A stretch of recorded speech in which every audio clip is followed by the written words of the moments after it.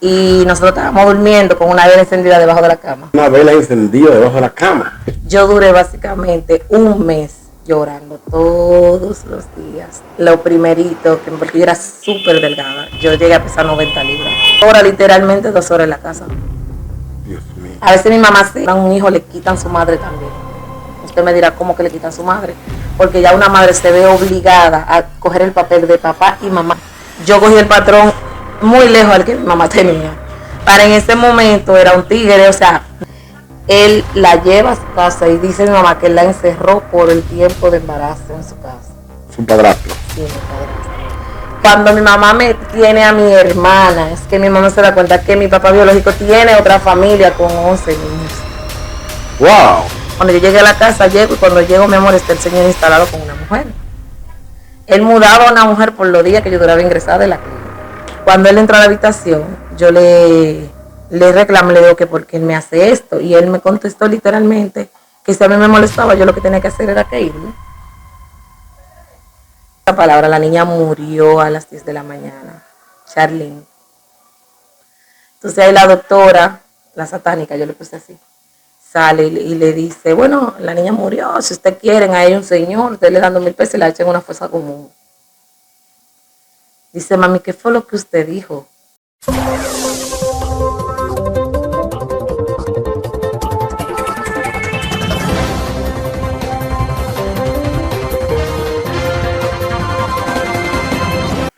Mis amados, Colmado RD con una experiencia más. Les damos gracias porque ustedes se mantienen siempre pendientes de nuestro contenido. Les traemos hoy una historia súper interesante que me atrevería a decir que fuera del concepto que quizás usted conoce de nuestro contenido. Yo les invito a que ustedes se acomoden, que si tienen un juguito, una palomita, usted se siente para que escuche esta interesante historia que podemos decir una amiga, ¿verdad? Jennifer, se ha acercado a nosotros y nos quiere contar. Con cada uno de ustedes, Jennifer. Gracias, gracias, un placer por fin. Por fin, ¿verdad? Claro. Cabe resaltar que teníamos mucho Meses. tiempo coordinando esta entrevista. Pero el Señor la puso en el día y el orden que él entendió. Ok. Jennifer, ¿qué? Jennifer Pimentel Castillo. Pimentel de Jaina, no de Bani. Ok, bien definido de dónde Sí, ella porque es. la gente me dice Pimentel de Bani, no, Pimentel de Jaina. Bueno, nosotros conocimos a Jennifer, tiene una interesante historia que nos quiere contar, pero vamos a ver de dónde es oriunda Jennifer. Bueno, yo nací en Santo Domingo, en Jaina. En Jaina. En ese momento era San Cristóbal, que todas las mujeres iban a dar a los San Cristóbal Pablo Pina. O sea, yo soy san cristobalense de acto de nacimiento. Ok. Pero al final soy de Quitaseño de Jaina. Ok. Puedo resaltar que las historias siempre tienen un fundamento, claro, donde surgen. Entonces, por eso yo quisiera saber que Jennifer me cuente un poco de su niñez, cómo la describe, quizás los años que pueda recordar, sus primeros años. Todos. Todos. Sí, yo tuve una niñez que dentro del contexto de la niñez de ahora fue muy bonita. Sí. Porque yo nací, o sea, yo nací en Quitasueño. Te estoy hablando ya de los 4 años hacia arriba. Y la parte que más recuerdo cuando ya yo tenía 7, 8 años, nosotras nacimos allí en Quitasueño, en el lado que es, le hice la pared allá arriba. La pared de Jaina. Y hay una iglesia grandota, entonces detrás había como un caserío. El caserío tenía un patio enorme. Sí. Entonces ahí nos juntábamos de todos los niños que había en esa zona. Antes que me cuidaban los vecinos, eso de niñera no existía, eso es ahora, que para todo hay que tener una niñera. Y yo tuve una niñez muy bonita. Hermosa. O sea, estoy hablando de una edad de 8 años hacia abajo. Claro está, claro. Ya luego, cuando tenía 9, por cuestiones de que mi papá y mi mamá se separaron, me voy a vivir al kilómetro 24 de la autopista Duarte. Sí. Ahí pasó a vivir de nuevo en manos de mis tíos y mi mamá. Mi mamá trabajaba todo el día y parte de la noche me quedaba con mis tíos. Sí. Entonces, ahí sí ya no recuerdo mucho porque no viví mucho tiempo. No. Entonces, ya luego de eso es que me traen al paraíso, aquí donde estaba. Ok, de ahí entonces que llega a San Juan de la Maguana, que es desde donde estamos grabando. Correcto, de la casa de mi tío, aquí estamos en San Juan de la Maguana. Okay. Fue por una necesidad de mi madre. Nosotras somos 2, yo soy la mayor y como mi mamá trabajaba mucho, no podía cuidarnos, entonces contrató una niñera, pero ella dice que una noche ella llegó a la casa y nosotros estábamos durmiendo con una vela encendida debajo de la cama. Con una vela encendida debajo de la cama. Que la llama de la vela daba a la orilla de la cama, la sábana. Sí. Entonces cuando ella vio eso, ella decide llamar a mi abuela y decirle a ver si por favor ella se queda con nosotras por el miedo. Entonces mi abuela le dijo a mi abuelo y mi abuelo le dijo que sí, que no había ningún problema. Y de ahí me trajeron para acá. Una niña de capital y venir a un campo sin luz, sin agua, sin escuela, sin nada. Wow. ¿Cómo fue la adaptación a un cambio tan drástico? El primer día que me trajeron, yo sentí que me trajeron a una selva. Cuando me dijeron que aquí no había televisión, que aquí no había luz, aquí no había carretera, que aquí no había agua potable, que aquí no había nada, fue como que me trajeron a la selva. Entendía yo en ese momento como una niña al fin. Sí. Yo duré básicamente un mes llorando todos los días, todos los días. Yo lloraba todos los días. Primero porque extrañaba a mi mamá. Sí. Nunca me había separado de mi mamá. Y segundo porque no había nada para un niño entretenerse, nada más que el río, que ya usted lo conoce. Sí. Entonces, ahí había un televisor a blanco y negro, recuerdo como ahora mismo, y mandaban al pueblo que entramos a cargar la batería y se podía ver televisión en la noche. Pero usted sabe que a esa hora no había muñequitos, ni había muñequitos, ni a nada. Yo no sabía lo que era nada de eso. Pero la parte que puedo decir que fue más difícil fue cuando me tocó ir a la escuela. Sí, ¿por qué? Porque la escuela, como usted pudo ver, está a 7 kilómetros de aquí. Y eran 14, ida y vuelta. Entonces teníamos que levantarnos a las 4 de la mañana para bajar a pie, subiendo y bajando, subiendo y bajando. O sea, no son pequeñas ni bajitas. Entonces, como te decía, una niña adaptada a todos los beneficios de la capital y traerla para acá. El primer día que yo bajé a la escuela, yo llegué llorando porque tenía callos en los pies. O sea, sí. 7 kilómetros para un niño, vamos a decir, yo tenía 10 años en ese momento, caminando a pie, es mucho. Sí. Entonces, el sol, wow. No había clemencia con la lluvia, había que ir, porque antes se estudiaba, o sea, nosotros estudiábamos, no se nos aceptaba de que no, porque tan lejos, no. Hasta que luego le fui cogiendo el ritmo al camino, cuando llovía guardábamos los zapatos en una funda y los sacábamos en la escuela. Entonces comíamos mango en el camino, si encontrábamos una guayaba, comíamos una guayaba. Y hasta que le fui cogiendo amor al camino. Encontramos gente bondadosa que a veces nos daba una bola. Entonces ya después, cuando mi mamá se traslada a San Martín, ella decide buscar un motorista que me traiga solamente. Wow, le cambió la vida. De 14 kilómetros a cero. No, ella puso que me traiga nada más. Yo tenía que irme a pie. Le redujo la pena. Exacto, ella me redujo la pena. Entonces, yo era tan tontica porque el motorista a veces me alcanzaba a mitad de camino y yo me subía, entonces le pagaban el pasaje completo, 50 pesos en aquel entonces. Estoy hablando del 2003. Wow. Era mucho. Sí, claro. Pero esto es lo mejor que yo pude tener de mi infancia. Sí. El correr por esas calles, caminar, ir al río 3, 4 horas diarias. Nos vemos que se impregnó mucho acá en San Juan, sí. Porque por el compromiso que también nos hemos dado cuenta que ha asumido con este pueblo. Eso lo vamos a tocar quizás un poquito más para adelante. Claro sí. Pero, ¿qué me puede decir Jennifer de su adolescencia? De esa jovencita, esos procesos, quizás esos cambios. Vamos a voltear la historia. Ahora yo no quería irme a vivir a Santo Domingo. Ajá. Sí. Entonces cuando yo tenía 14 ya mi mamá estaba estabilizada, que podía estar con nosotras, y me lleva a vivir a Herrera. Ahí me llevaron a vivir para la selva de cemento. Wow. Para mí era una selva de cemento, porque ahí el que vive en Herrera sabe que en Herrera los niños no tienen infancia.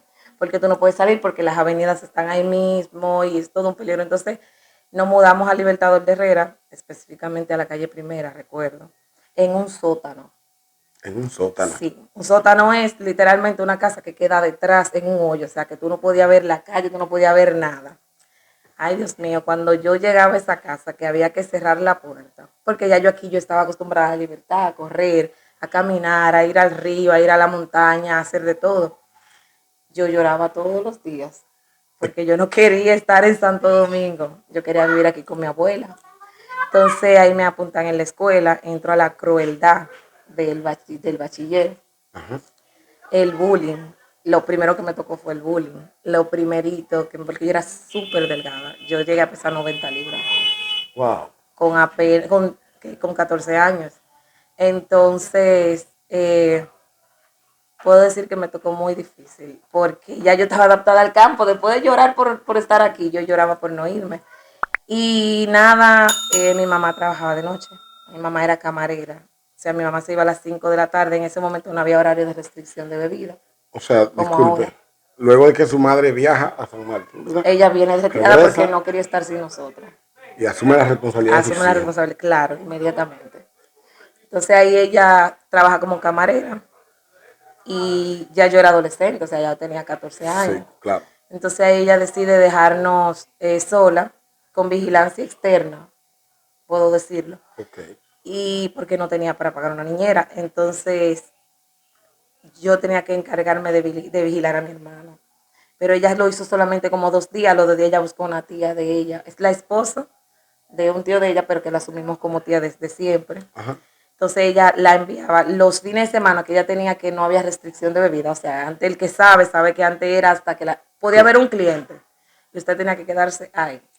Entonces mi tía mi tía salía de su trabajo como doméstica en otro lado y se quedaba con nosotros hasta que mi mamá llegara. Eh, Mi mamá trabajaba muchísimo, muchísimo. Mi mamá llegó a tener 3 trabajos. 3 trabajos. 3 trabajos. Mi mamá llegó a ser doméstica en una casa, camarera y encargada de una gallera.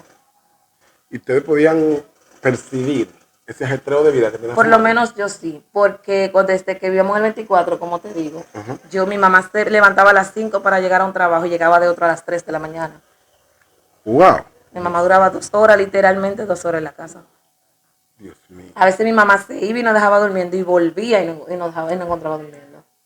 ¿Hasta qué punto podría describir Jennifer que ese proceso que probablemente estaba viviendo su madre en ese momento le pudo afectar a ustedes? Para ver una historia tiene que haber un villano. Y para mí Sí. el villano de esta historia fue mi papá. Ok. ¿Por qué? Hay hombres que no entienden que cuando abandonan un hijo le quitan su madre también. Usted me dirá, ¿cómo que le quitan su madre? Porque ya una madre se ve obligada a coger el papel de papá y mamá. Y eso le quita tiempo con sus hijos. Entonces mi mamá literalmente se vio obligada a tener 2 papeles en la casa, que era el de manutención y todo lo que incurría con nosotras. Entonces, yo siempre le he dicho, por el abandono de mi papá, nos quedamos sin mamá. O sea, nos quedamos porque ella tenía la obligación de trabajar como un animal. Claro. Entonces, ¿qué fue lo que más me afectó? Yo nunca tuve una cena de Nochebuena en mi casa. Yo nunca tuve un día de Reyes. Nunca me faltó nada. Yo fui millonaria. Económicamente, monetariamente, fui millonaria. Sí. Pero mi mamá no podía porque el que es camarero no está nunca presente porque todos los días de fiesta tiene que trabajar. Entonces, cuando yo veía a mi mamá levantarse, porque yo siempre he tenido como ese sentimiento, Ajá. levantarse a las 5 de la mañana y solo dormir 2 horas, yo me preguntaba como el por qué mi papá permitía eso. O sea, yo me decía, pero mi mamá incluso muchas veces le llegó a decir, yo te voy a dejar el dinero para que tú vengas y la saques a pasear. Ajá. Y nos dejó con la ropa puesta muchas veces. Entonces yo sufría eso. Recuerdo algo que me marcó, que fue una reunión en la escuela, que todos los pupitres estaban niños con su padre o un tutor, y yo estaba sola. Y yo ese día lloré mucho, porque vuelvo y te digo, soy muy sentimental, era y todavía lo soy, muy sentimentalista. Entonces, al yo verme sola en esa reunión y toda, cada quien con sus padres y eso me marcó muchísimo. Viendo que era una persona muy receptora, o sea, observaba, Sí, asumía. ¿Cómo era ya con 16 años, Jennifer, la relación con tu padre?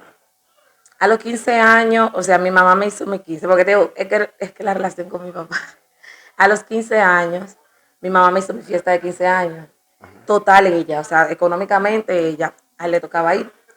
Él mandó un hermano mío.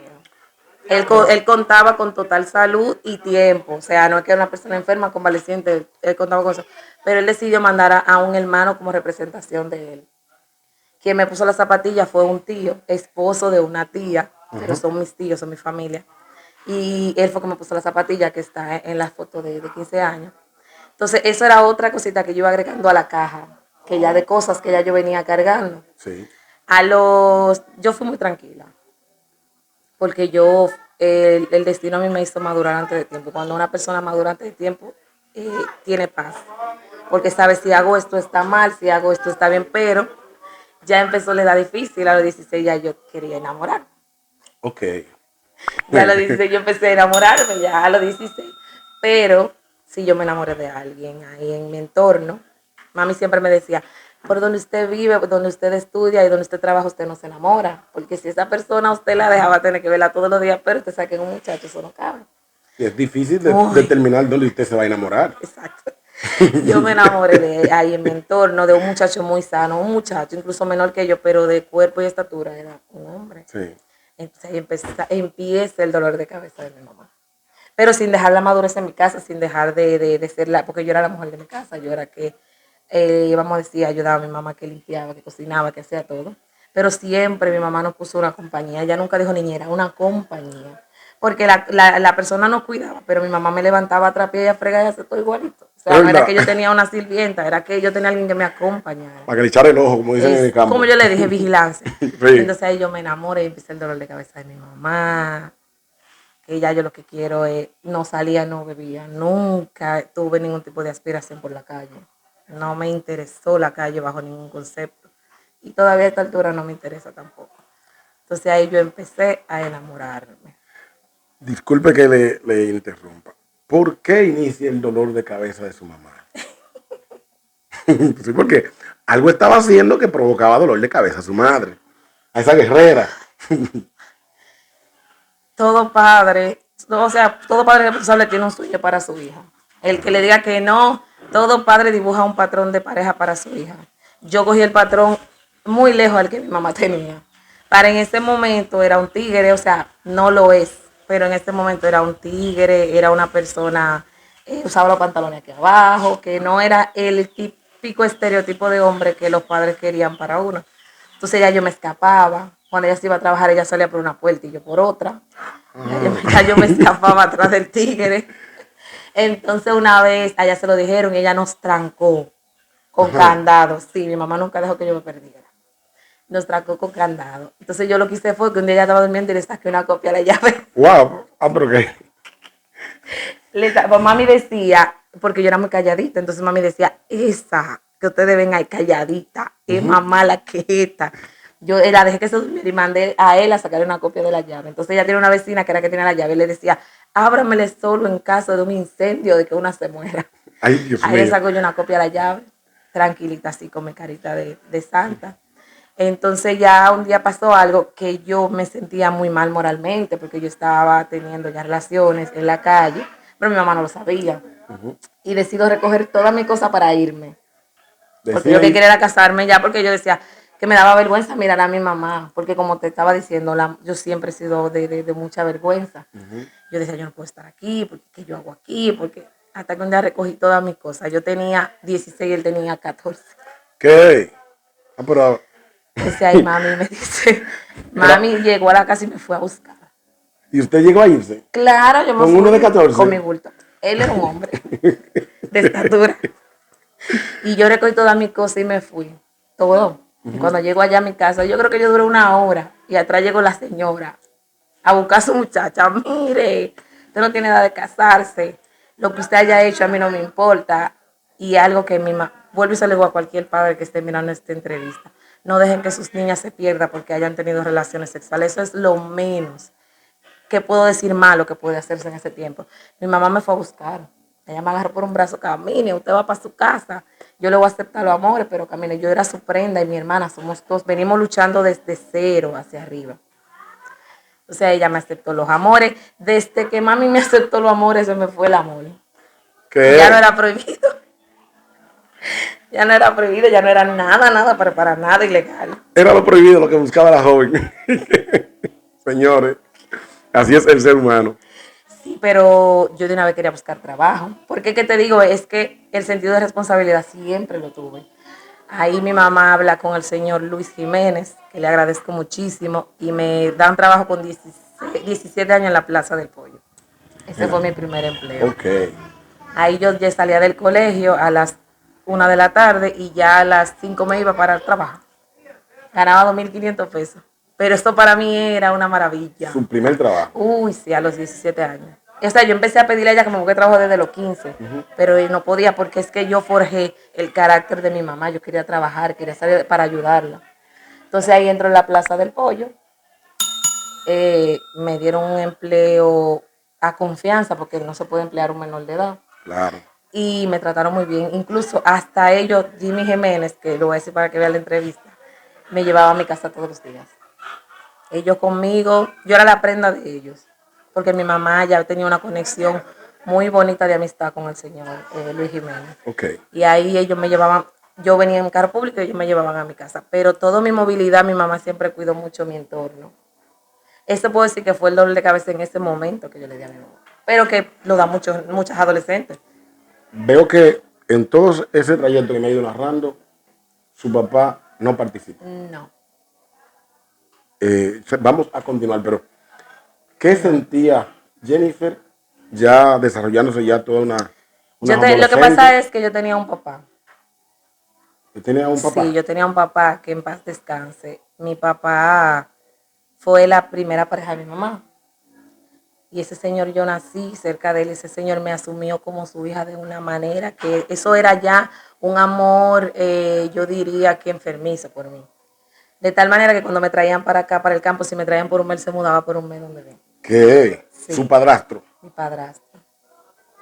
Entonces, como él siempre fue mi papá, o sea, yo sabía que yo tenía una desconexión tan grande con mi papá biológico que mi mamá me dice que el primer día que yo lo conocí, yo tenía 2 años y yo no dejé que él me tocara, ni que me cargara, ni que me pusiera la mano. Cualquiera menos él. Tenía 2 años. Claro. Entonces, cariñosamente Cucho, así le decían en esta comunidad a mi papá. Él me asumió como su hija desde que yo nací. Okay. Entonces, cuando yo tenía 2 años que me llevan para Jaina, que me sacan de San Cristóbal y me llevan para Jaina, mi mamá no le permitía verme porque mi mamá siempre le dejó claro y él sabía que yo no era su hija, pero él me secuestró. ¿Cómo va a ser? ¿Con 2 años? Con 2 años. Él me robó del patio de la casa de la familia de mi papá biológico. ¿Qué? Entonces, a él lo iban a linchar. Y una señora le dice, lo salvó una señora, dice, no le hagan daño. Porque si ella lo abraza y está tan apegada a él es porque ella lo conoce. Entonces ahí en ese momento no había comunicación telefónica como ahora, salían a buscar a mi mamá y ahí fue que se supo que él era quien me estaba criando. Mi mamá trató de alejarme un poquito de él por respeto a mi padre biológico, que era su pareja. Pero ya después, con los años, él nunca dejó de quererme, nunca dejó de amarme y él me buscaba hasta que mi mamá, cuando se va a San Martín, y que ella decide ampliamente dejar mi relación con él.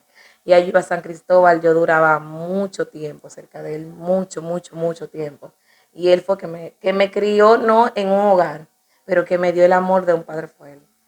Pero hay algo que yo como que no encajo bien, ¿verdad? Porque usted me dice que ese fue su padrastro, pero su madre, cuando la secuestra su padrastro, me podría decir, vivía con su padre biológico. La historia es la siguiente. Él era su pareja, ellos se separan. Mi mamá conoce a mi papá biológico y tiene una relación con él. Okay. Luego mi mamá se separa de mi papá, o sea, no se separa porque no se casaron en un hogar, no se casaron en una casa, porque ellos se conocían porque él venía a San Cristóbal a trabajar, él es herrero. Okay. Venía a San Cristóbal a trabajar, era básicamente un noviazgo, tú en tu lado y yo en el mío. Entonces mi mamá sale embarazada, pero él en su lado, ella en el de ella.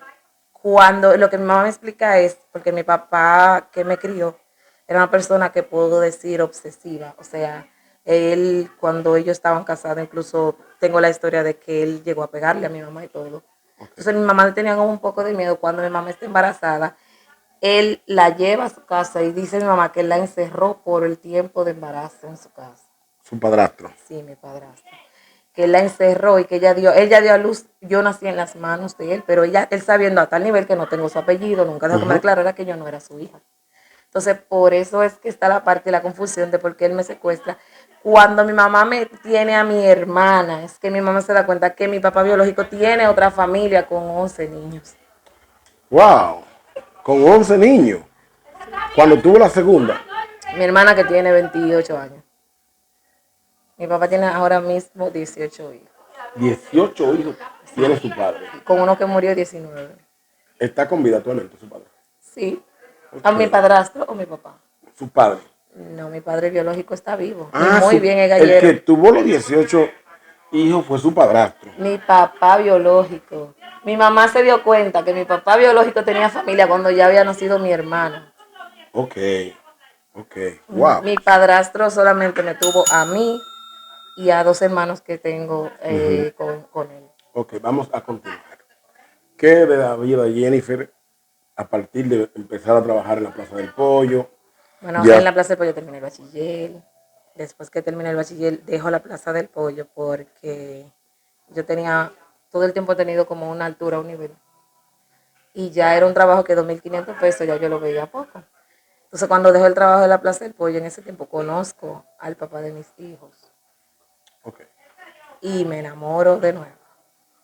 Cuando mi mamá trabajaba de noche, o sea, yo tenía mucho tiempo libre. El muchacho que tiene mucho, por eso era que trabajaba, porque el muchacho que tiene mucho tiempo libre nunca hace cosas buenas, dentro de lo que cabe.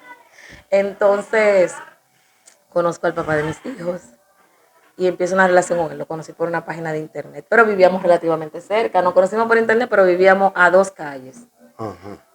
Su familia se acababa de ir al extranjero y a él lo mandaron a vivir con su mamá porque él se crió con su abuela, su abuela materna. Entonces ahí lo conozco a él y me enamoro del papá de mis hijos. Y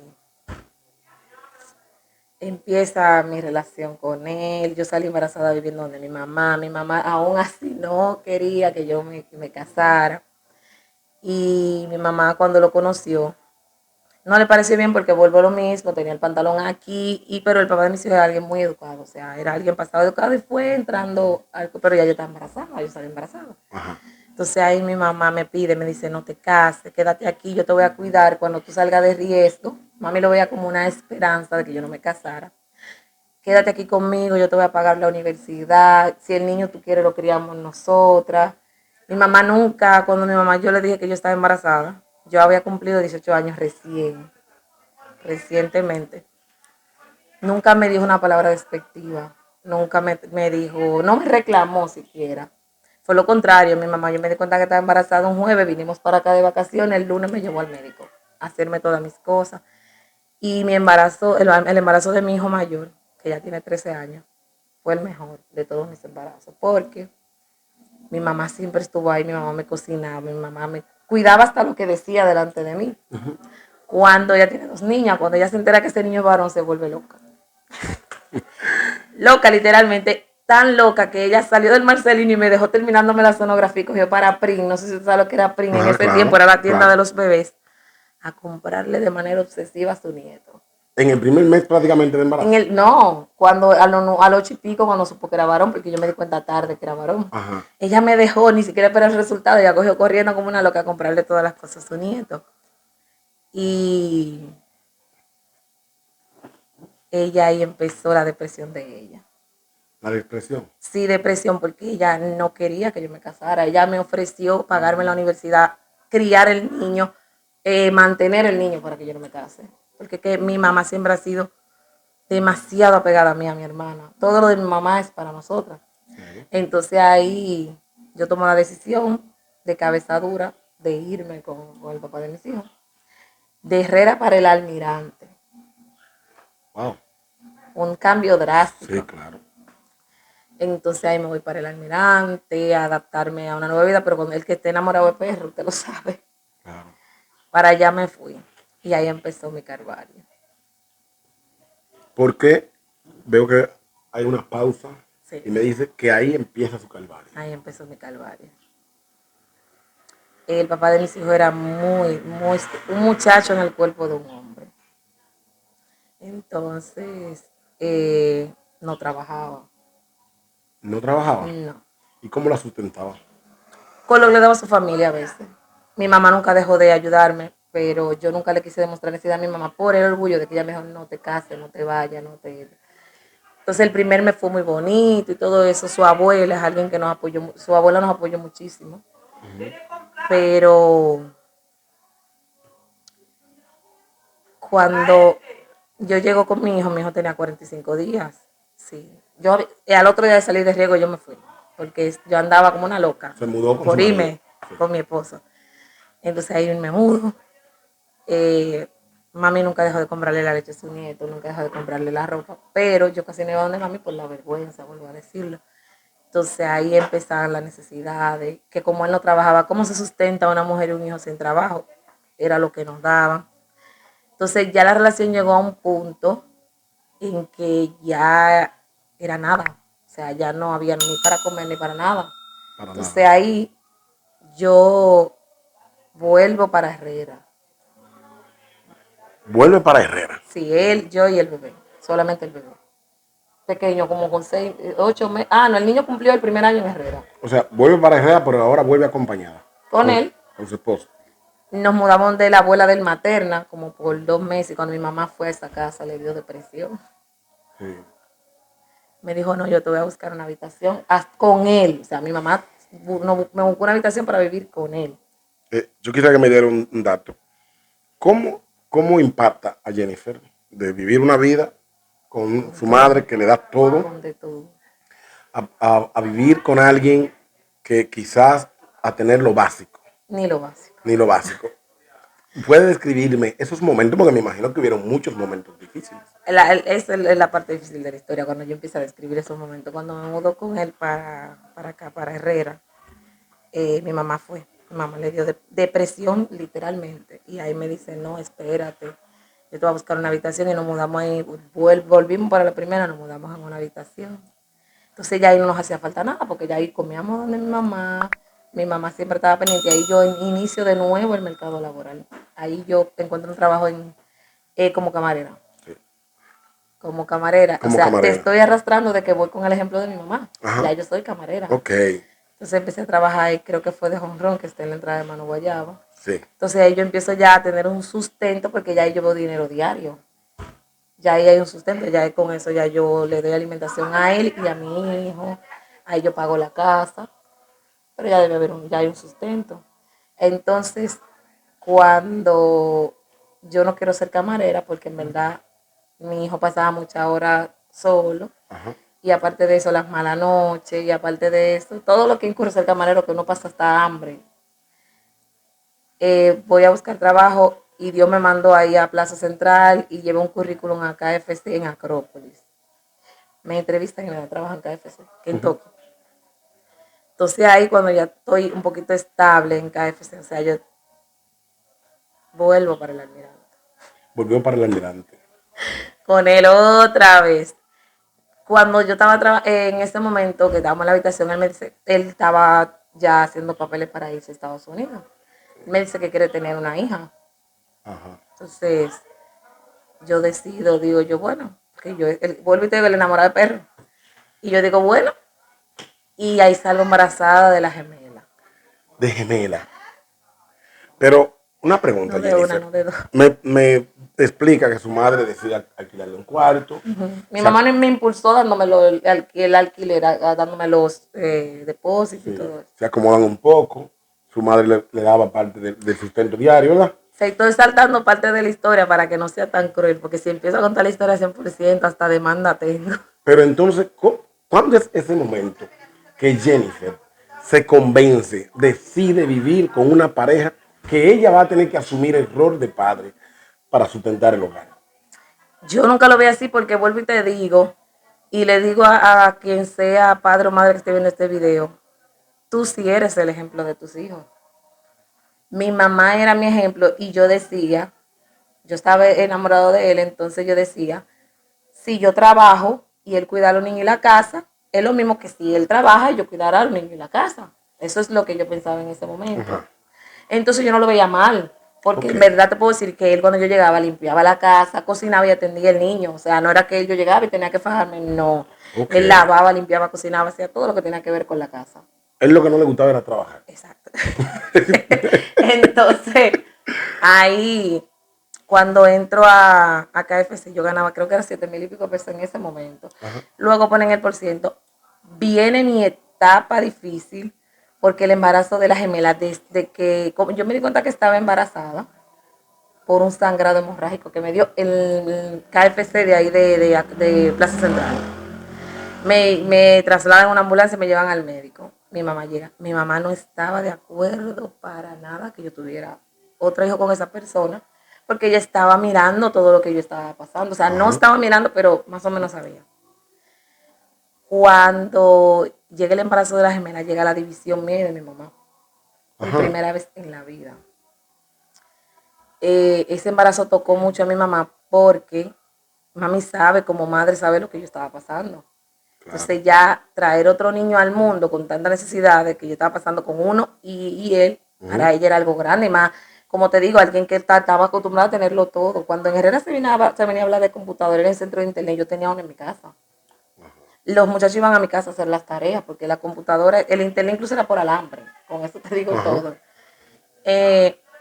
Cuando me hacen la sonografía, que el doctor nos dice que eso es normal, porque son dos, yo empiezo a llorar. El doctor me dice, el doctor hasta me propuso que tuviera el embarazo, llevarlo él y que yo le cediera, porque él y su esposa tenían 50 años y no había podido tener hijos.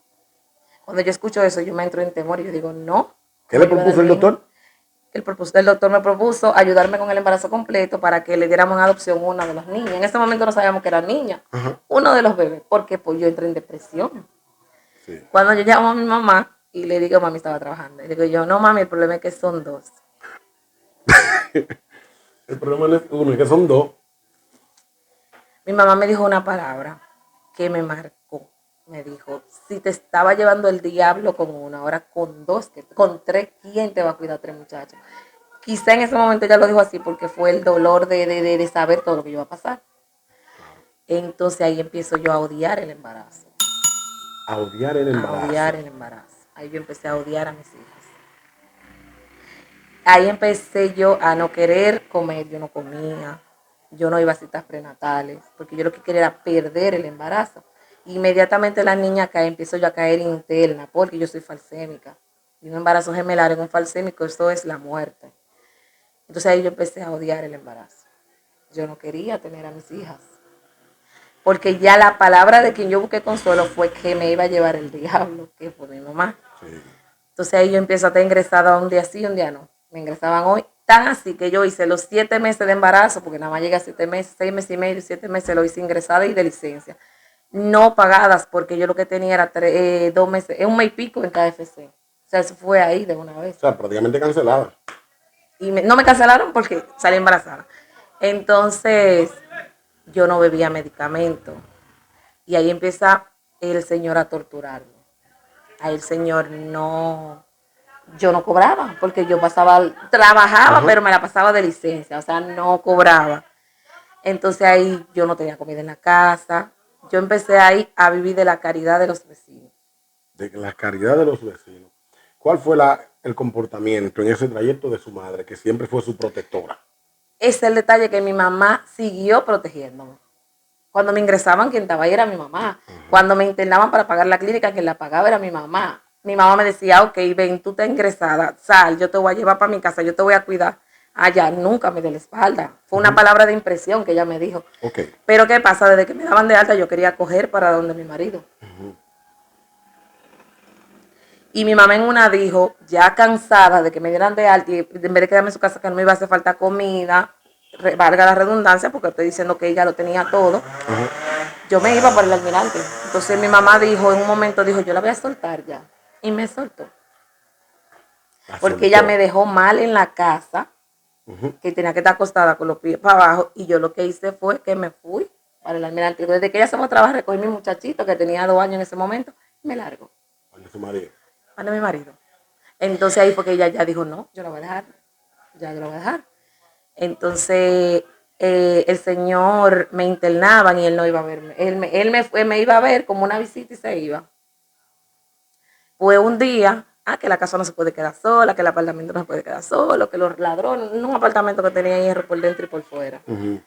Pues la última vez que me ingresaron, que fue el día que le hice lo que te dije a mi mamá, que mi mamá me dejó en la casa para estar tranquila, y cuando llamó ya le dije que yo me fui. Cuando yo llegué a la casa, llego, y cuando llego, mi amor, está el señor instalado con una mujer. Él mudaba a una mujer por los días que yo duraba ingresada en la clínica.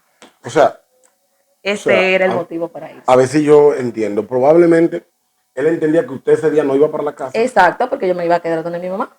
Y encontró usted una mujer mudada en su casa. Ella estaba, mi amor, fregando con un poloche de la dueña de la casa. Dios mío. Y yo entré como si nada, porque vuelvo de nuevo, yo siempre he sido de mucha paz, en este momento ya no. Y entro como si nada y digo saludo, y me entro a la habitación, inmediatamente yo entré, porque tan descarado que hasta la puerta abierta tenía, o sea, la puerta de la galería. Y entré para la habitación con mi niño, ahí él, tú sabes, el corredero, él la sacó y la mandó para donde ella era. Cuando él entró a la habitación, yo le reclamo, le digo que por qué él me hace esto, y él me contestó literalmente que si a mí me molestaba, yo lo que tenía que hacer era que irme. Entonces ahí él empezó, que si tenía hambre comía donde un vecino, que yo no comía. Cuando yo estoy en el embarazo en KFC, me trasladan de plaza al call center, por ser un embarazo de alto riesgo y call center y yo iba a estar sentada. Ajá. Ahí yo conozco a mi amiga Marlene, que esta es mi hermana, que el Señor me la cuide siempre. Y Marlene, sin conocerme, ve que yo no llevo comida nunca. Yo salgo de mi casa con 30 pesos. 15 del Almirante. ¿Del Almirante? A la Churchill, la Acrópolis. Con 30 pesos. Una conza de 15 para que me dejara ahí en la Kennedy. Yo subí a pie y los otros 15, si se me perdían 5, tenía que pedirlo para irme, pues se me quedaba. Me quedaba. Regresar. Y 15 pesos para retornar, para atrás. Wow. Y un día ella me ve, ya yo tenía la barriga ya como de 3 meses, 3 meses, 2 meses, algo así. Y me pregunta, me dice, amigo, ¿usted come? Yo le digo que no.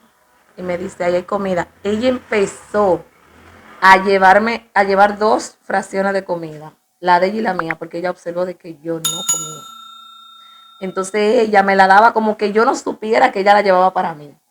Ajá. Pero ella empezó a llevármela. Entonces ahí ella empieza a ser como le decían allá, la defensora del pueblo, porque ella me defendía de todo el mundo, porque todavía yo tenía problemas con el bullying, porque yo era muy sana. Ajá. De los jefes, de los mismos compañeros. Entonces ella empieza, no éramos amigas, por eso te digo de inicio, ella no me conocía, yo no la conocía, el ángel que Dios puso en ese momento. Wow. Un día, ya como con 4 meses de embarazo, el niño no tenía leche, porque Herlin, que es mi hijo mayor en ese momento, tenía 2 años. Ellos se llevan 2 años y 8 meses, creo que 1 año y pico. Ajá. Y no hay leche, no hay nada. Entonces yo tengo que cruzar a donde mi vecina del frente para que me diera un poquito de azúcar, para yo hacerle un agua de azúcar al niño para yo poder acostarlo, al más grande. Wow.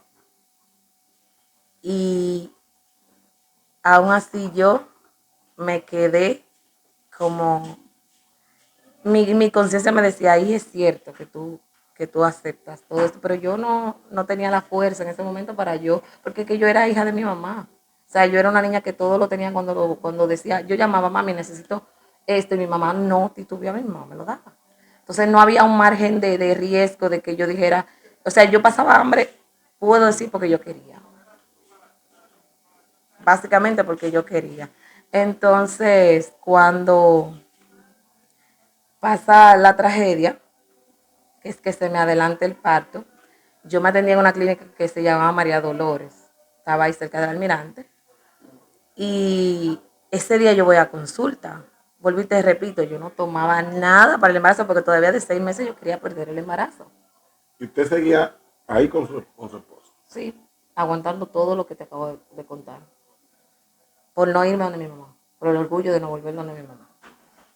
Cuando yo voy a consulta, me dicen que mi expediente se había perdido.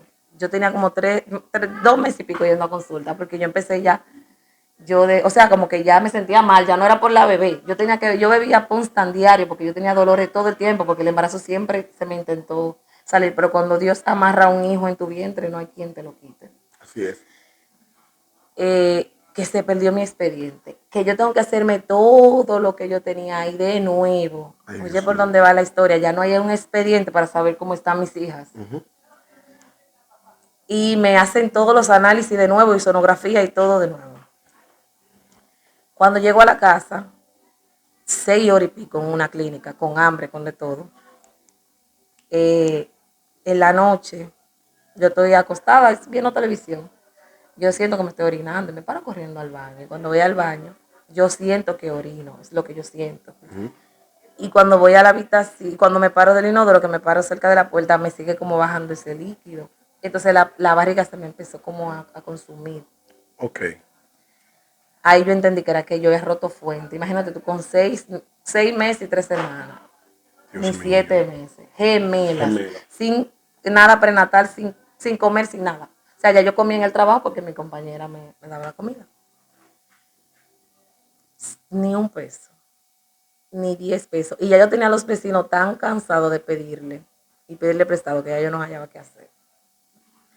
Ahí salgo afuera, él le explicó a un taxista, y el taxista, que el señor, espero que no lo conozco ni no le vi la cara nunca, pero que el señor lo haya bendecido grandemente.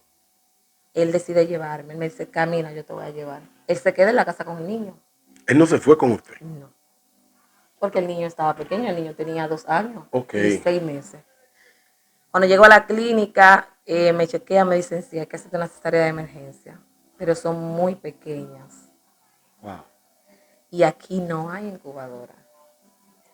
En la clínica que yo me atendí los 2 meses y pico, el doctor me llama y me dice, Jennifer, está pasando a ti, entonces se te adelantó el parto, pero ya no hay incubadora. Yo te voy a referir con el doctor Castillo a la clínica Dominico Cubano. Imagínate tú, al Dominico Cubano sin dinero y sin nada.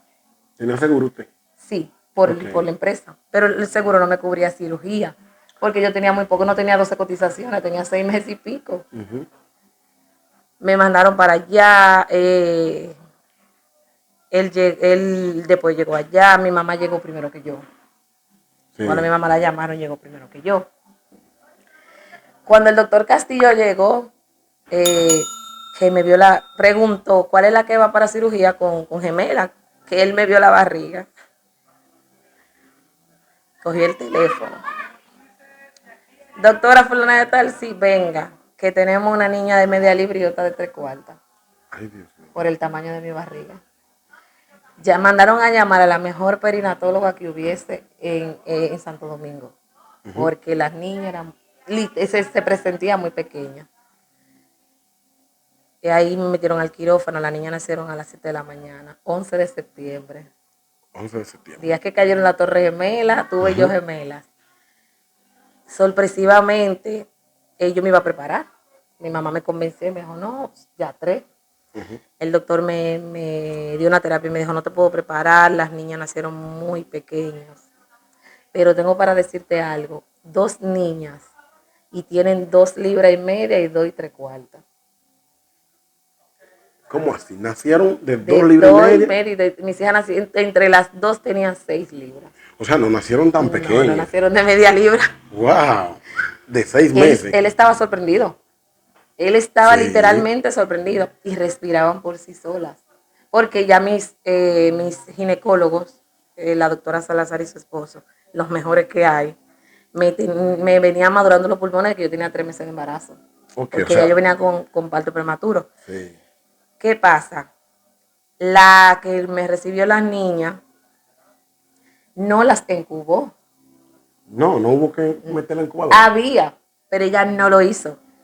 ¿Qué niño prematuro de ese grado, 7 meses casi, o sea, 6 meses y medio, y de tan bajo peso no se incuba? Ajá. Ella la puso en cunitas normales. Ahí está la foto. Con oxígeno típico. Ajá.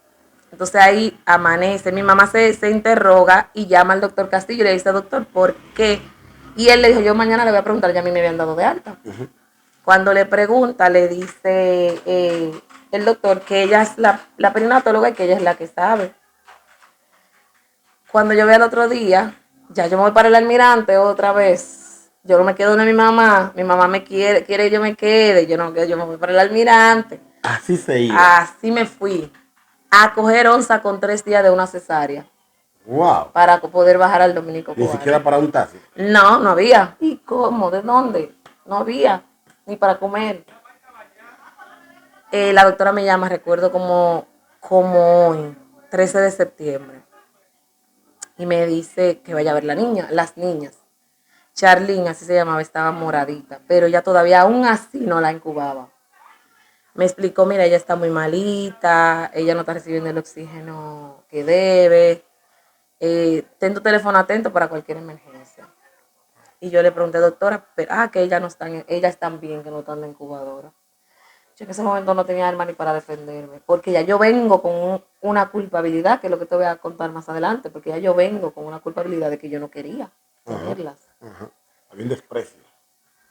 Que pasa en muchas mujeres, por estas situaciones, en muchas. Ya yo veo a mis hijas, ya yo amo a mis hijas. Sí. No, es que yo la amo, ya no, porque como te dije, yo empecé a ir a los 2 meses antes de ella nacer, porque ya yo empiezo a aceptar y querer a mis hijas. Ajá. Pues al otro día, 14 de septiembre, la doctora me llama que vaya a ver las niñas. Yo llamo y voy, mi mamá llegó antes que yo, mi madre, que el Señor me le dé mucha vida y salud. Y a mí nada más me dejaban entrar, a ella la dejaron entrar como 2 veces, gracias a Dios. Cuando yo llego al pasillo de donde está neonatología, la doctora me espera afuera y me dice, Jennifer, y yo le digo, dígame, la niña murió a las 10 de la mañana. Ella me dijo esa palabra, la niña murió a las 10 de la mañana, Charlene. Y yo me quedo como en shock, yo nunca había sentido la muerte tan cerca. Ajá. Un familiar tan cercano. No, nunca. ¿Qué pasa? Yo me quedé en shock. Yo no lloraba ni nada. Cuando mi mamá entra al pasillo, porque estoy durando mucho, mi mamá dice, ¿qué pasó? ¿Qué pasó? Que ella te dijo. Yo le dije, mami, se murió la niña. Eso fue algo tan duro para mi mamá. Que yo recuerdo que la única palabra que ella me dijo fue, ay, Jenny, yo sé que yo no estaba de acuerdo, pero yo nunca deseé que se te muriera tu niña. Wow. Porque en ese momento ella vio como la palabra que me dijo al inicio. Sí. Y yo en ese momento no escuché eso. Eso fue lo que ella le salió. Ay, mi hija, me acuerdo, me dijo, yo te dije muchas cosas, pero yo nunca deseé que se te muriera tu niña. Entonces ahí la doctora, la satánica, yo le puse así, sale y le dice, bueno, la niña murió, si usted quieren, a ella un señor, usted le dan 2,000 pesos y la echa en una fosa común. Dice, mami, ¿qué fue lo que usted dijo? Pero Dios mío, ni un pollo, sí, ni un pollo que esa niña hubiese sido. Esa niña duró 3 días y uno la vio, uno le puso la mano, uno la cargó. ¿Cómo usted dice que vamos a tirar a la niña en una fosa común? Entonces mami le dijo, no, deme mi muchacha. Y mami, ella le dijo, busquen el bulto como para envolverla, como que ella estaba viva, porque no le iban a dejar. Dijo, un papeleo enorme, como que un fallecido ya adulto. Y ahí dijo, busquen el bulto, y mami buscó, y mami le envolvió en frisita. Y se le entregaron así ya viendo fallecido. Y mami la sacó cargada. Wow. Entonces cuando vamos en el vehículo, cuando entramos en el vehículo, mami me la tiene que dar. Y yo tengo que coger mi muchachita y irme del dominico cubano a Herrera con ella cargada, muerta en los brazos. Qué momento tan difícil. Yo nunca la miré. Yo no tenía cara para mirarla. Porque yo sentía que era mi culpa. Yo nunca pude mirar a mi hija, nunca. A Cherlin, después de 10 años, yo la estoy mirando desde hace un tiempo para que yo no podía mirarla. Entonces, allá mi mamá le compró un ataúd. ¿Usted entendía que era mi culpa? Que fue su culpa. Es que era mi culpa. Yo decía, y Dios, yo sabemos que sí tuve, ok, que algo que volé en la conversación, porque uno se mete y se le van cosas. Mis hijas fueron mi primera conexión con Dios. Sí. Sí. Yo le pedí a Dios que cuando yo fui que la vi agonizando, como te dije anteriormente, que yo la vi a ella moradita, que yo sé que ella estaba sufriendo porque ella le dio una hemorragia, ella la transfundió y después que la transfundió la pasó de sangre, la niña sangraba por los oídos y por la nariz. Ay, Dios mío. Entonces yo le dije al Señor, Señor, si es cierto que tú existes, yo creí en Dios como una figura mitológica. Ajá. Como mucha gente dice, Dios mío, el Señor te libre, pero no saben lo que es Dios de verdad. Yo decía, Señor, si es verdad que tú existes, si tú tienes que llevarte a una de mis hijas, llévatela. Pero que la que tú me dejes sea una niña sana, sea una niña para tu propósito, que donde quiera que mi hija llegue, hable de ti. Wow. Yo le entregué a mi hija a Dios. Entonces ahí pasa el proceso, la llevamos al cementerio. ¿Escuchaste a mi padre en esa parte de la historia? No. Correcto. Ah, pues mi mamá lo llamó y le dijo, a Jenny se le murió la niña. Y él fue y me hizo el nicho para enterrar a la niña. Él fue y lo hizo. Y ya, llevamos a la niña a enterrar, la enterramos y yo me fui por mi lado y él se fue por él. Él nunca me dio una palabra de aliento, él nunca, nada. Mi Dios mamá mío. sí, mi mamá estuvo ahí. Pues ya salimos de ese proceso. Yo no pensé en mí en ese momento, yo pensaba en la que yo tenía aquí. Literalmente la niña murió y ella me incubó a la que yo tengo viva. Inmediatamente murió una y ya me metió la otra en una incubadora. ¿Por Wow. qué Ahí esperar a decidió eso? hacerlo. Claro, mi mamá la llamó y le dijo, pídele a Dios que a esa niña no le pase nada. Porque si a esa niña le pasa algo, su familia no va a tener nada con que pagarme todo lo que yo voy a hacer para que usted pague eso. Entonces ahí ya Cherlin empieza a hacer cuadros no sé cómo se llama el término médico, pero le subía el azúcar a 400 y 500 a A la que esa yo edad, tengo viva, ¿sí? ¿de cuántos días De Cherlin tenía como 7 días de nacida. le subía el azúcar? En un cuadro de esos, ella me llamó y me dijo, mírame, la niña le subió el azúcar a 500 y pico. Ay, Dios mío. Literalmente, la niña, ella me decía, cada vez que la niña le sube el azúcar así, sus neuronas y su cerebro se va dañando. Cuando ella me la entrega, me dice, mira, la niña sufrió de esto y esto. Cherlin casi no movía los ojos. Y me dijo, la niña es posible que o no camine, no vea, no hable o tenga alguna condición por todo lo que Dios. sufrió. Y yo recuerdo que yo le dije, yo se la entregué a Dios. Eso ¿Así? fue lo que yo le dije. Ajá. Yo se la entregué a Dios. Y yo te vuelvo a decir que mi primera conexión con Dios fue en ese momento, orando para que Dios quitara el dolor de mis hijas. Entonces, ya ahí Cherlin empieza a crecer. Mi mamá, el Señor empieza a formarme. Ya yo me conecté con él, aunque sea por mis hijas.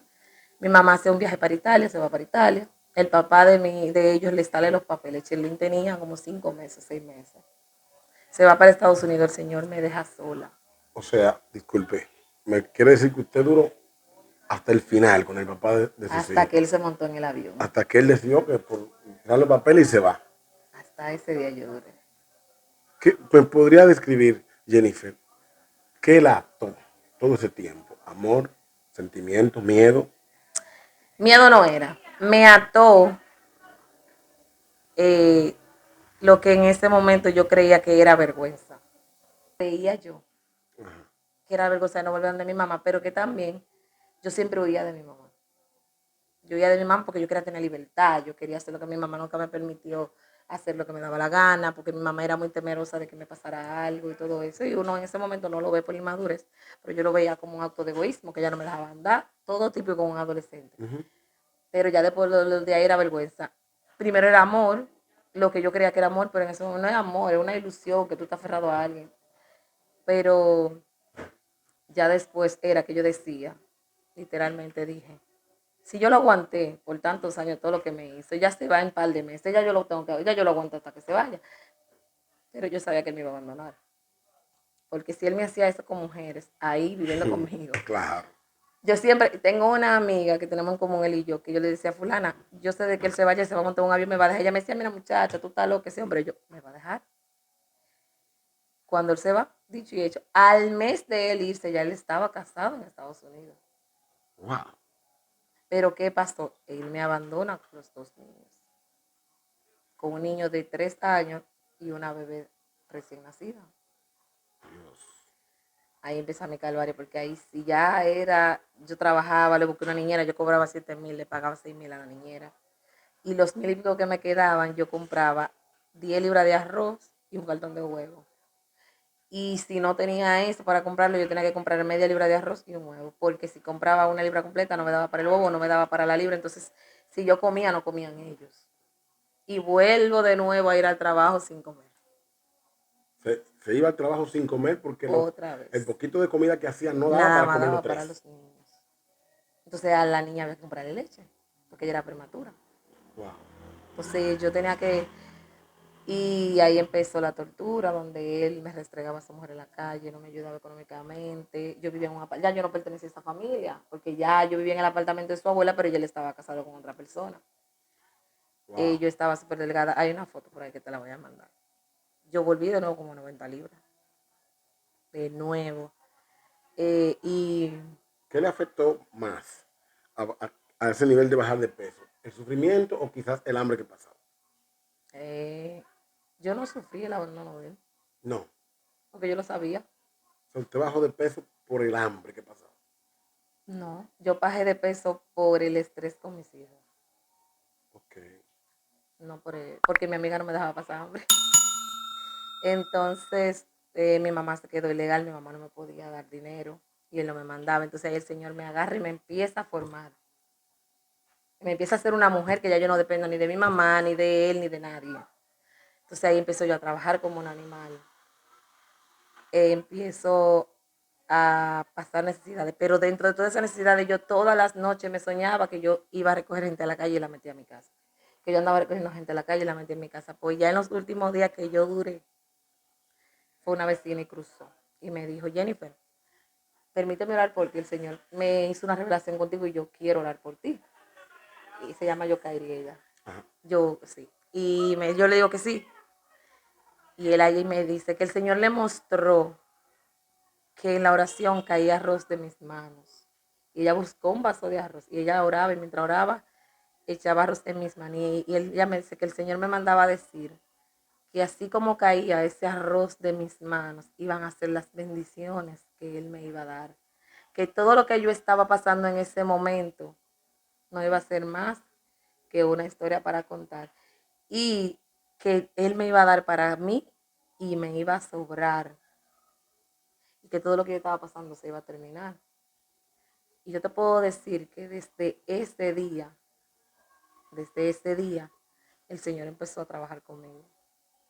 Sí. Claro.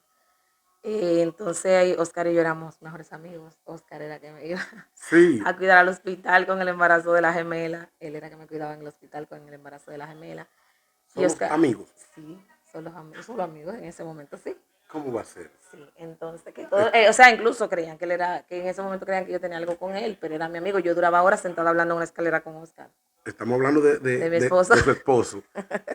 ¿Y cómo se da ese caso que de ser su mejor amigo pasa a ser su esposo? Él y yo nos dividimos porque él se casa. Cuando él se casa, su mujer era muy posesiva y literalmente nos eliminó a todas las que éramos hembras de su vida. Pero él empieza como a tener problemas con ella y él ahí me llama. Después de porque te digo, él estuvo en todo el proceso del embarazo.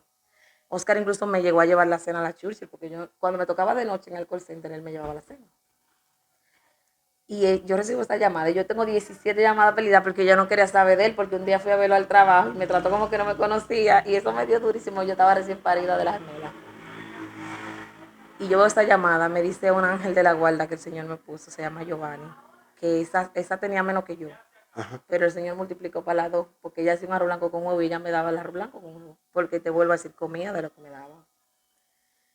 Y Giovanni me dice, mira muchacha, coge este teléfono, cuando viene a ver si el hombre te video, digo yo, ¡sa! Pues cualquiera, menos el hombre de mi vida.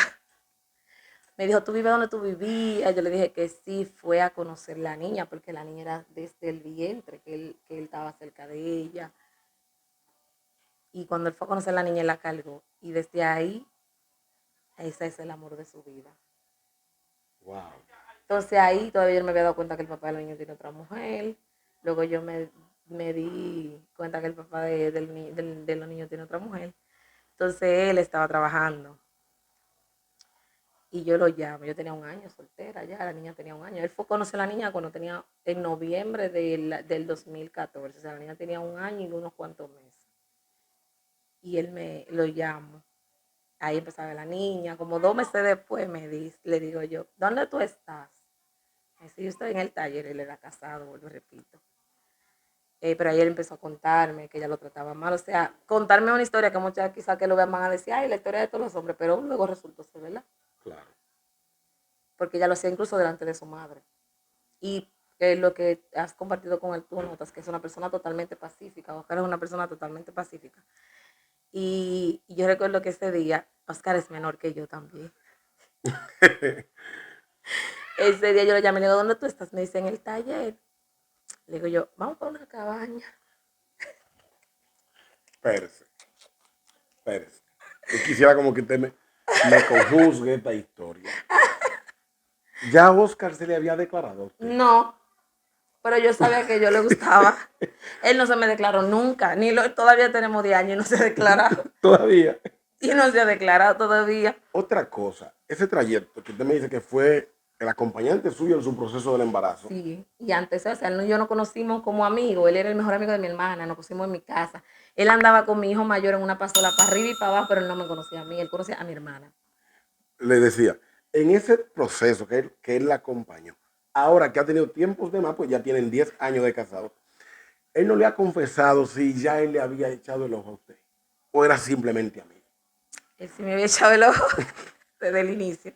Que, Y yo me enamoré de Oscar desde el primer día que lo vi, sentada en la galería de mi mamá. Pero yo era casada. Pero usted fue la que se declaró. Yo era casada.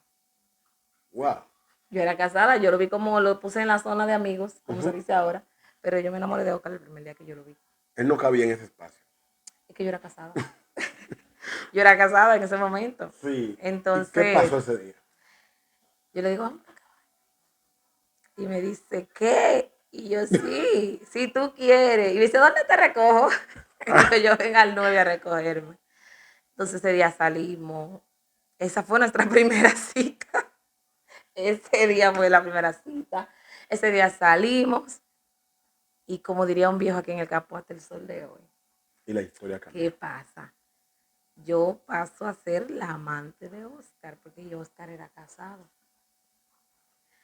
Pero ya en un proceso de 8 meses, yo le digo a él, mira, yo nunca hubiese sido amante de nadie. Te voy a decir algo. Si es verdad que alguien es tan malo contigo y te trata tan mal y tú estás ahí por algo. Si de aquí a junio, eso fue en abril, si de aquí a junio tú sigues con ella es porque ella no es tan mala, pero yo no puedo seguirse porque yo lo amaba, o sea, era un amor ya tan enfermizo que me tatué su nombre al mes Al mes, siendo sí, la amante, al mes se siendo la tatuó amante. su nombre. Sí, pero por agradecimiento. Por Dios, no estaba enamorada de él todavía porque él había cuidado de mí en el embarazo y le había dado de comer a mis hijas. Sí. Y era mi mejor amigo. Sí. Yo me tatué su nombre, Oscar Eduardo Díaz Mateo. Él me dijo, tú te estás volviendo loca, ¿cómo tú hiciste eso? Tú estás loca, porque no había todavía una relación. Y yo es que no me lo, es que por agradecimiento, es que no me lo voy a borrar, me salvó del suicidio una vez porque yo me quise suicidar con la variedad de la niña.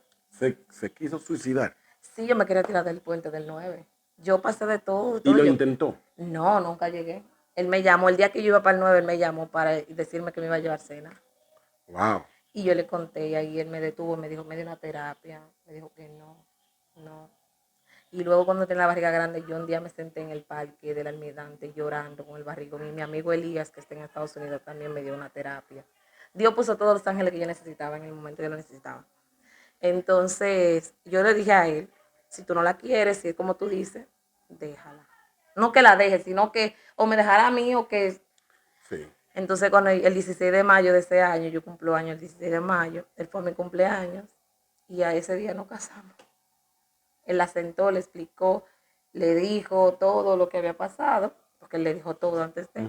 Ese día ya supo quién yo era, porque nunca cogí un teléfono, nunca intenté llamarla, nunca intenté buscarla.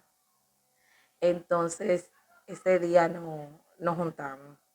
Él lloró mucho. Porque él lloró porque él le hizo daño a alguien, entonces Oscar es muy sentimental. Sí. Él lloró mucho. Ese día inició la relación y yo tengo para decirte que desde ese día mi vida cambió. O sea, mi vida cambió desde el día que él se paró en la puerta de mi casa a conocer a mi hija. Bueno, y quizá para cortar un poco el trayecto de esta entrevista, por la experiencia que he tenido acá en San Juan con usted, veo que se cumplió lo que le profetizó la sierva, que fue el Lebrón. Pero por mucho. Que si puede, si le puedo por adelantar. Mucho. Luego de ahí, mira, el Señor primero me quitó el útero, porque yo soy falsémica y todo el que está en esta entrevista que sabe lo que es la falsemia, sabe que una mujer con falsemia su vida se la corta por el periodo. El Señor me lo quitó. Porque mi propósito tenía que cumplirse. A mí me hicieron una cirugía de emergencia. Dios me el recién nacido, Dios me es mi hijo más pequeño. el hijo de Oscar y yo. Diosmel. Okay. Que la historia de Diosmel es otra. Se llama Diosmel porque el Señor profetizó que le pusieran a Dios en su nombre. Por eso se llama Diosmel.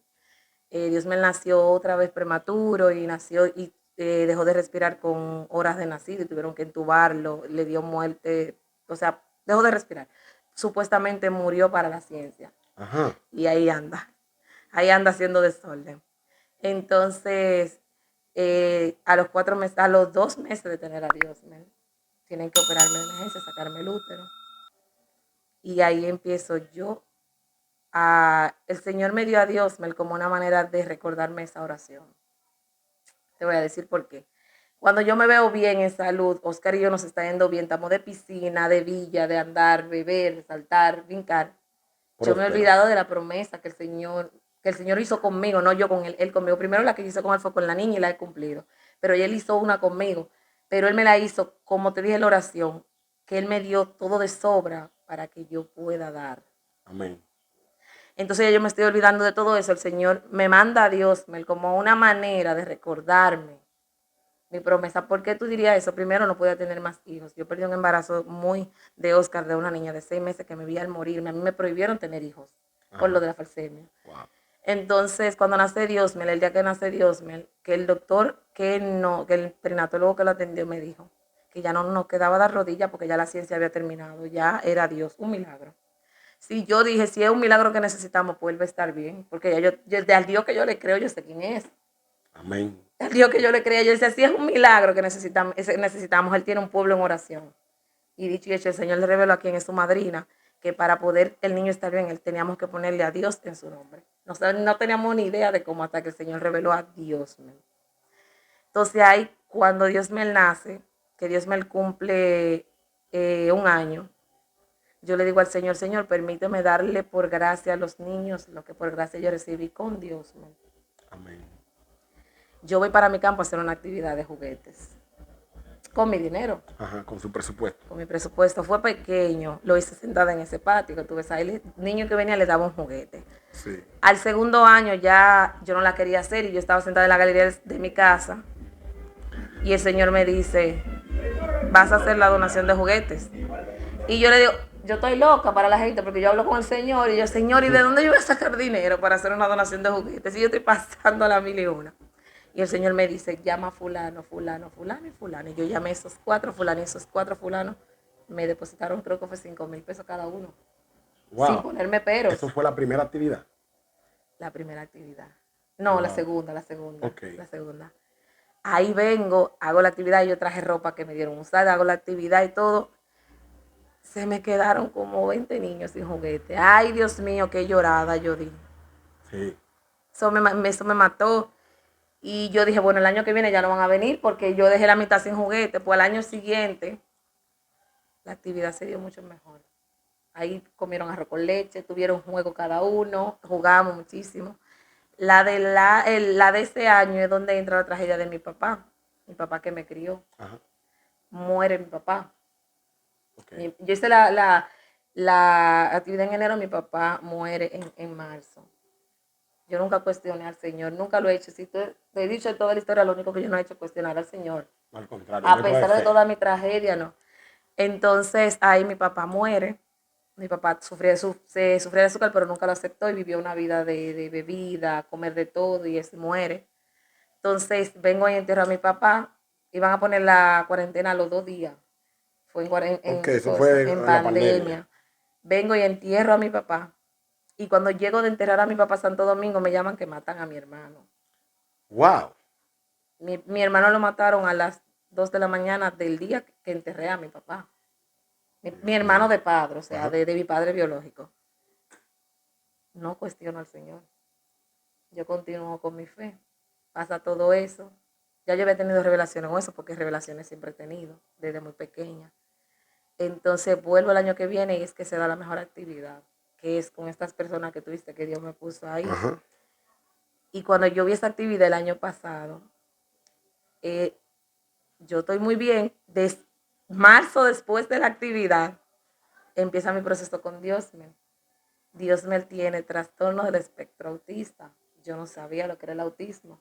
Pero más doloroso aún, que ahí fue que yo empecé a ver a mi hija. Te dije que mi hija yo no la veía, no la miraba. Ajá. Me entero que Sherlyn tiene autismo. O sea, yo tuve que ver el autismo de Dios para saber el de Sherlyn. O sea, que todavía Sherlyn a esta edad todavía estaba sufriendo un poco de mi ignorancia. Ok. Cuando me diagnostican los niños con autismo, empiezo a enamorarme de los niños con autismo. Yo no vengo para acá a hacer la actividad porque ya yo lo que estoy enamorada de los niños con autismo por su condición. Pues entonces ahí el Señor me dice, me llama a Francesca la morena y me dice, mira, ¿qué día que vamos a hacer la actividad? Y yo, ¿qué actividad? La de los niños. Y digo yo, ¿cómo así? Y me dice, sí. Ella fue la confirmación del Señor para hacerle este año. Ok. O sea, usted no tenía planes No, celebrarle este año. porque ya yo lo que estoy enfocada es en los niños con autismo. Wow. Usted sabe que nosotros tenemos una entrevista pendiente que es para hablar sobre el tema de los niños con autismo, Sí, ¿verdad? de la Yo fundación. voy a mostrar algunas imágenes de la, ¿cómo diría? Actividad. De De esa la actividad de actividad, sonrisas. pero no sé ni cómo describirla, porque de verdad que es una tremenda actividad la que está celebrando Jennifer acá en su pueblo y que, Gracias y a Dios. que, y que según me confirma ya lleva 4 años. 4 años celebrándola. Ustedes Cada día son más. pueden ver las imágenes. Por eso le dije que vi que se confirmó aquella profecía que le hizo la sierva, pues ha recibido para dar. Que yo declaré esa profecía ahora fue que ella supo, o sea, 10 años después fue que yo la conseguí su número, ella vive en Estados Unidos, y yo la llamé y le dije, mira, el Señor me dijo, búscala y llámala el jueves de esta semana que pasó, búscala, llámala, dile todo lo que el propósito se ha cumplido y dile que yo bendeciré su vientre. Yo busco a Yokairi, yo le digo, Yokairi, me ha pasado de ti esto, le muestro imágenes de todo lo que yo he hecho y le digo, el Señor me dice que bendecirá tu vientre. Tengo los chats ahí que te puedo dar un captura donde ella me dice, Dios mío, yo tengo 5 años buscando un hijo y yo le pedí confirmación al Señor y la confirmación me la diste tú. Wow. Esta mujer pronto la veremos. Ah, No con el solo, ministerio que el Señor me vive pidiendo. no solo porque ella es una mujer de expansión desde lo que he podido ver. No solo la veremos con el ministerio Sonrisa, sino con un ministerio pastoral. Y la fundación Un Corazón por el Autismo. Ok, bueno. Esa. Lo bueno es que, según he notado, Dios le ha dado un compañero Sí. que El apoyador. le hace el coro en todo, ¿verdad? Entonces yo Oscar. digo, vamos a tirar por ahí. Me dice, te va a dar duro, pero vamos. Vamos a tirar. Señores, de verdad que podríamos durar 2 Horas. horas grabando Cortamos la historia un poco. por razón de que ya vamos de regreso para la ciudad. No vamos Tenemos para que el cortar, infierno. ¿verdad? Pero le debemos la continuación De la de esta historia. entrevista y Así de esta es. tremenda historia. Jennifer, de verdad que toda una experiencia escucharla. Gracias por venir para el campo a disfrutar de la mala vida según los capitaleños. Gracias por ir a la actividad, gracias por grabarla, gracias por interactuar con los niños. Que fueron 6 meses esa entrevista, que si no llovía, que si usted no podía, que si yo no podía, pero todo era para que usted viniera aquí hoy. No, para mí toda una Y todos los experiencia, años. toda una experiencia venir acá, para mí una experiencia escucharla y de verdad yo también necesitaba un refrigerio. Ay, sí. Así que si está en los planes de Dios, el próximo año Aquí estaremos. estaremos acá. No lo voy a hacer, en el camino el Señor me dice.